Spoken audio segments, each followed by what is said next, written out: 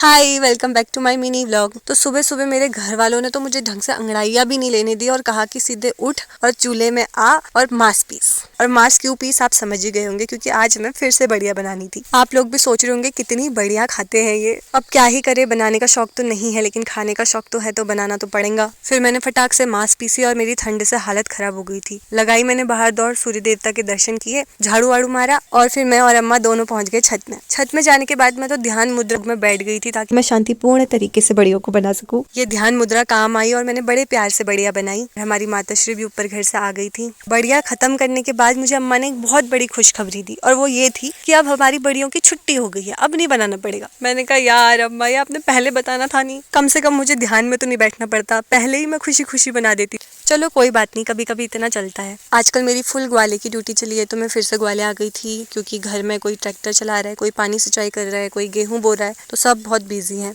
एक पता नहीं मैं जंगल कौन से सड़ियल जूते पहन के ले आई थी, हर जगह रपट्टा ही खाने में थी। कम होने के लिए आज मुझे गाय बच्चों ने इतना परेशान किया कि मेरी खोपड़ी की बत्ती हिला दी थी इन्होंने। हमेशा सोचती हूँ गाली नहीं दूंगी नहीं दूंगी, पर इनकी हरकतें देख के मेरे मुंह से निकल जाती है, दुष्ट कहीं के। फिर चरा टिपाने के बाद मैं इनको घर ले आई। फिर घर आने के बाद खाना वाना खाया। फिर शाम के टाइम में ना कुमाटी के खेत में 3 बाघ एक दूसरे के पीछे दौड़ लगा रहे थे, तो मेरे घर वालों ने कहा तू फटाफट जाके बैलों को खेत से ले आ, क्योंकि शाम के टाइम में पापा ने पटेरा लगाया और फिर बैलों को ऐसे ही चढ़ने के लिए छोड़ दिया था। तो बस मैं फटाफट जाके इनको ले आई। चलो चलो चलो चलो। अरे बाप रे। आज के लिए इतना ही, फिर मिलेंगे, बाय बाय।